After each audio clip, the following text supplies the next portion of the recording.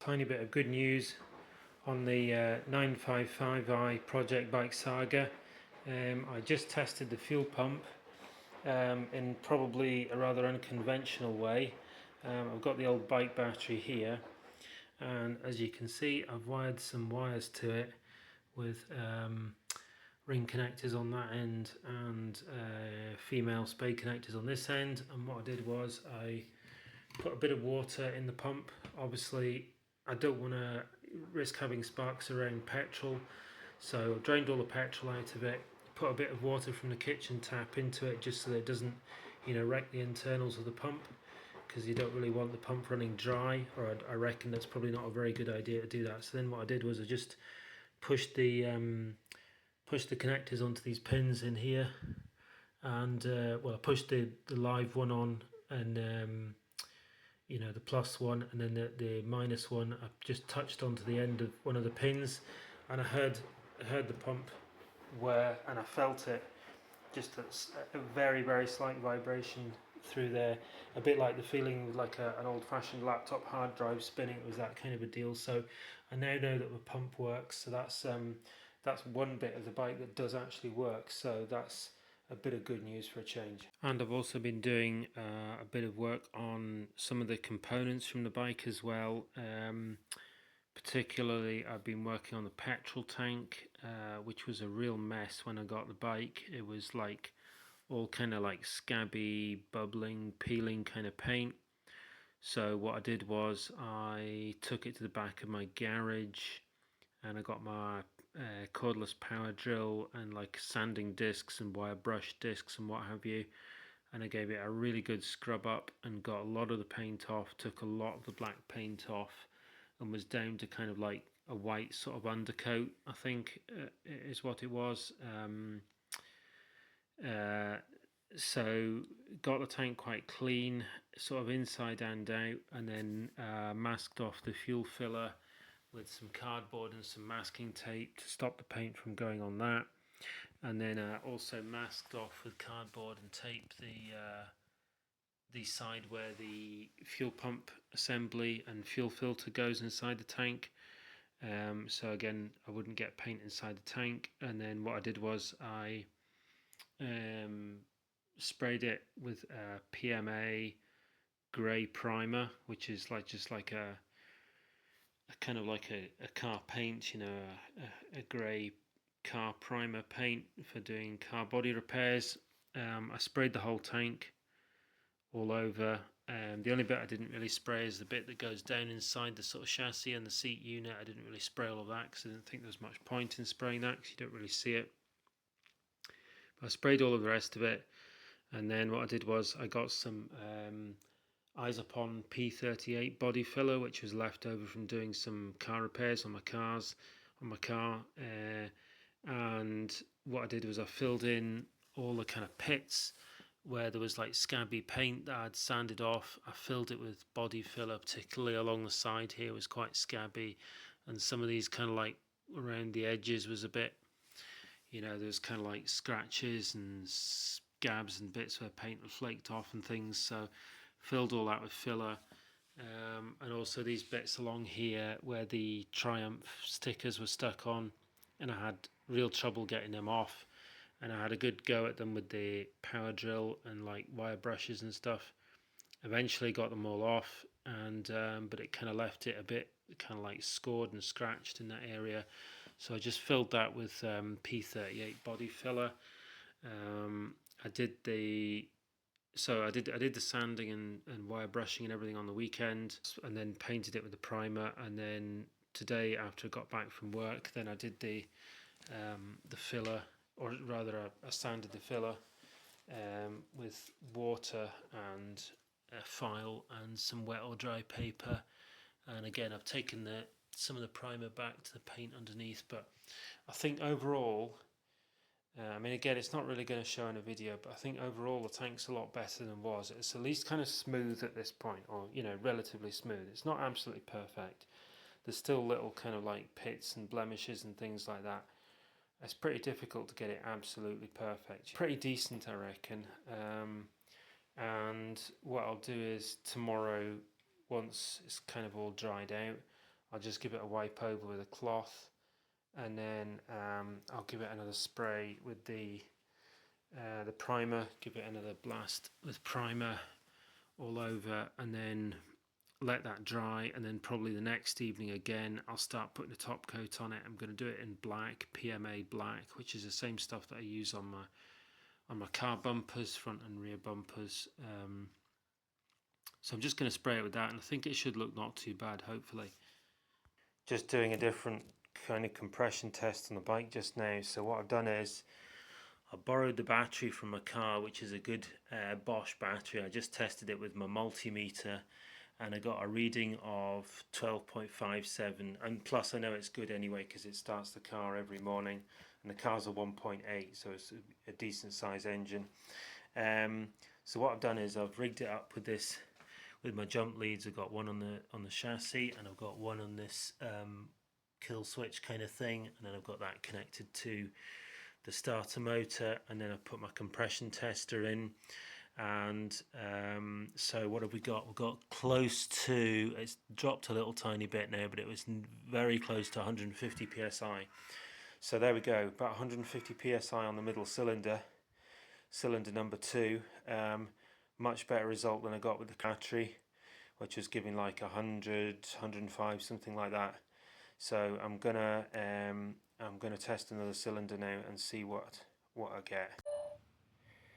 So today I've been focusing mainly on cleaning the bike up and doing a lot of degreasing, which is a job that I've been putting off, but eventually I've had to do it. So I've been using this stuff that I got from the local hardware store, Motip Industrial Cleaner, which is like £6 a can, and it seems to be quite good at sort of dissolving grease. So I've been using that, and I've been using brushes and scrubbing brushes and wire brushes and toothbrushes and valve train brushes and screwdrivers to scrape stuff, and these Ultra Grime wet wipes that I also got from the hardware store, which are also fairly good at getting disgusting grime off things.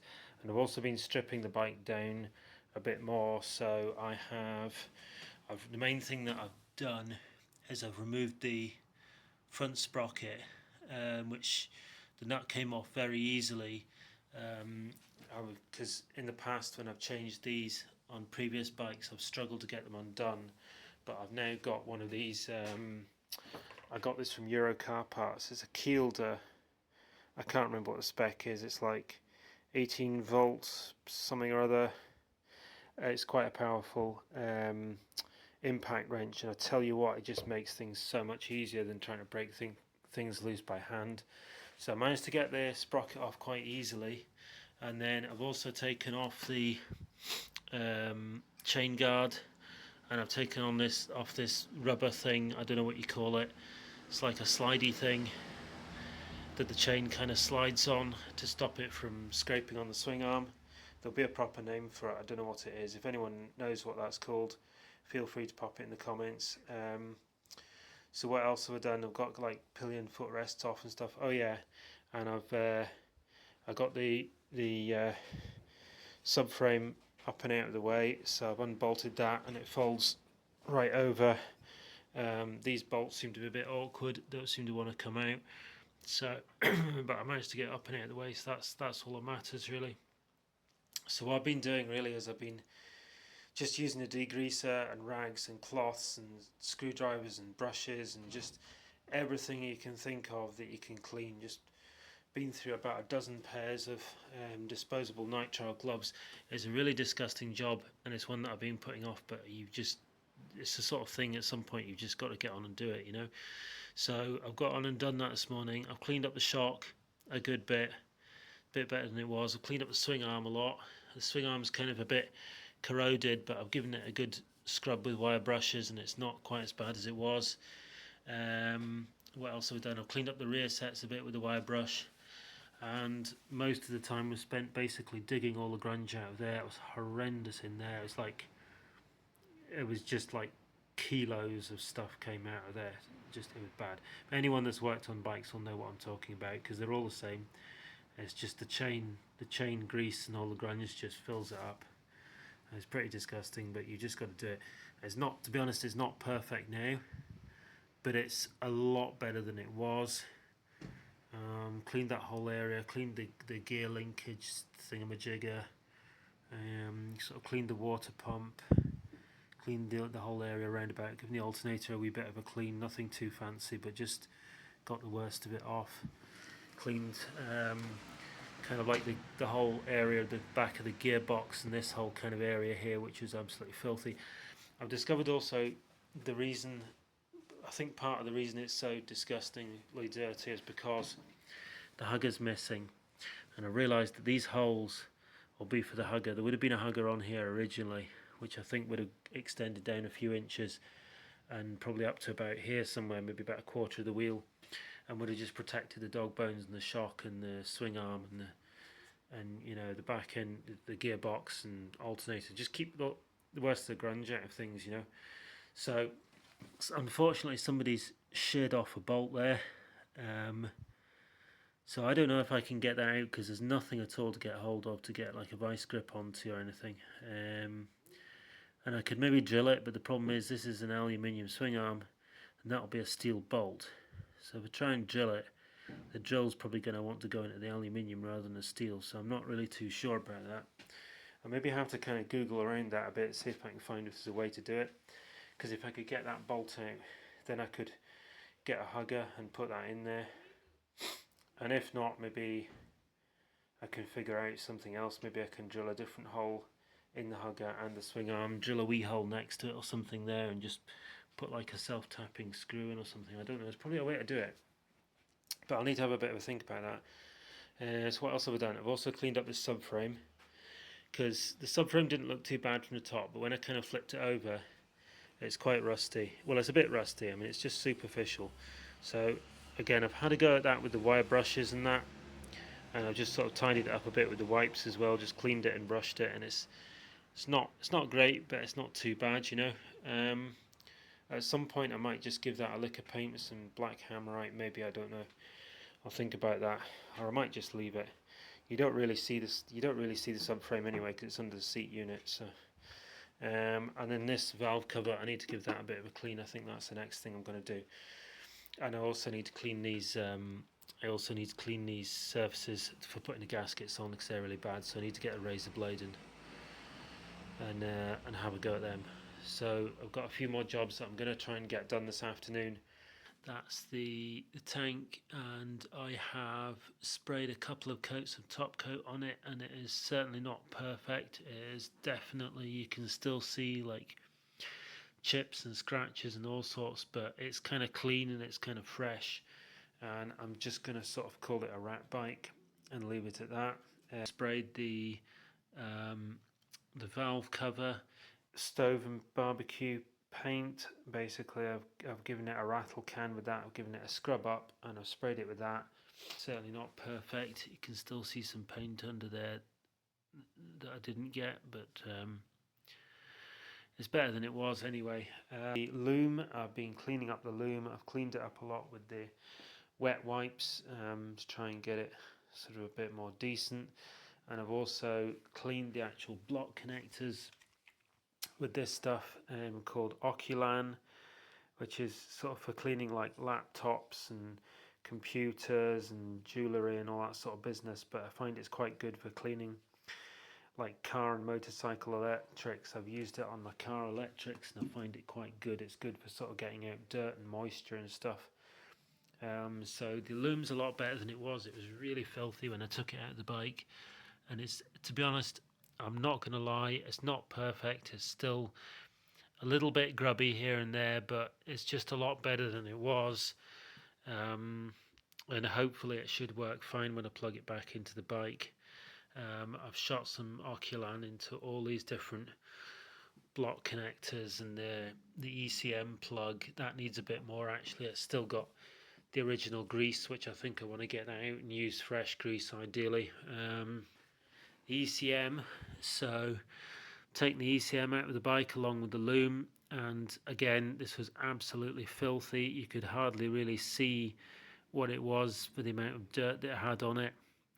I've scrubbed it all up, I've scraped it with screwdrivers and scrubbed it with degreaser wipes and all kinds of stuff. And this sticker, this was a strange kind of deal. So there was like a paper sticker sort of over the top of this, which was kind of obscuring the Triumph logo and the barcodes and whatnot.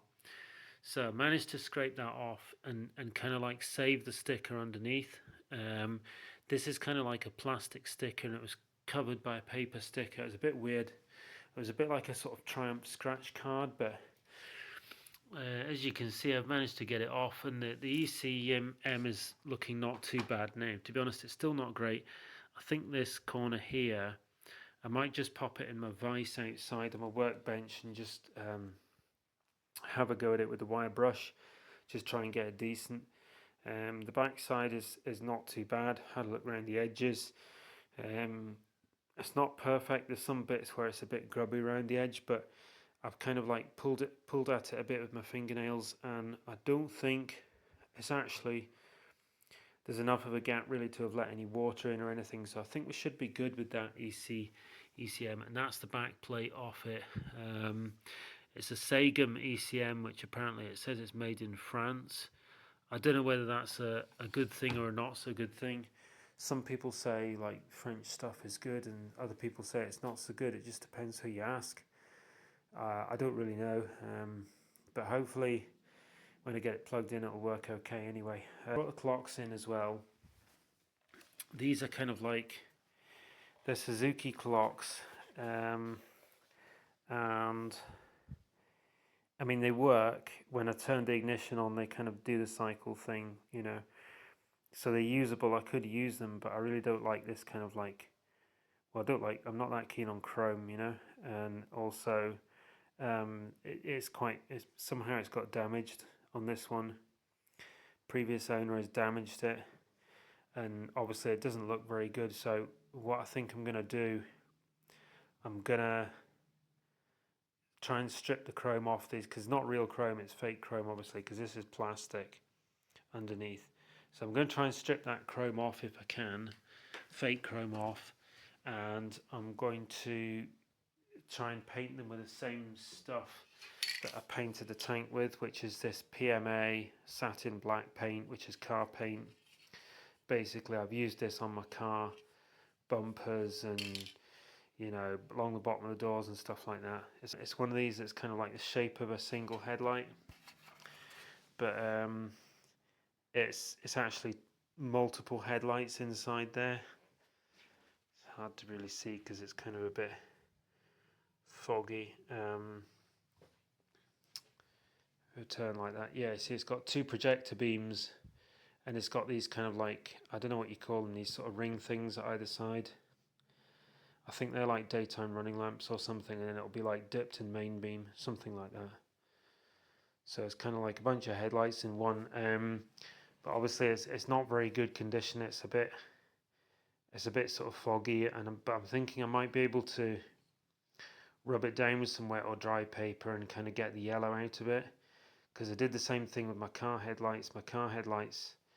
I've got an old 2006 Vauxhall Vectra, and the headlights on that were quite yellow, and I actually failed the MOT on that 1 year. But then I got wet or dry paper, I think it was like 2000 grit or something, and just a bucket of water and just scrubbed them, and I managed to get them quite decent, and they actually passed the MOT then. So I might actually just do the same thing with that, and then just mask off the front, and then just like rub this down with wet or dry as well. Rub down the the case, because this is like a rusty steel case, and then just shoot that with PMA as well. So there's a few things to do there. Clock's light, well, the clock's and the light, and then the seat. I brought the seat in as well. The seat's actually good condition. It's one of the best bits on the bike, really. It's actually quite good shape, and it's got this nice sort of perforated leather, which I quite like. The underneath needs a bit of a scrub up, but I'll just have a go at that with wet wipes and just get it tidied up a little bit. So that's that. And then we've got the seat unit here, which is quite scruffy, but I mean, I think it's not too bad with a bit of a clean up and just get the stickers off and get these. It's got broken in, the indicators on it are kind of broken and just a bit rubbish, you know, so I'm going to get them off, get the light off as well. I'll get that off, and I've got like a little LED light with integral indicators. I'm going to fit that in it. I'll just get these stickers and things off and just tidy it all up a bit. So there we go. It's a few things to be going on with seat unit, seat, headlight and clocks, a few more things to deal with.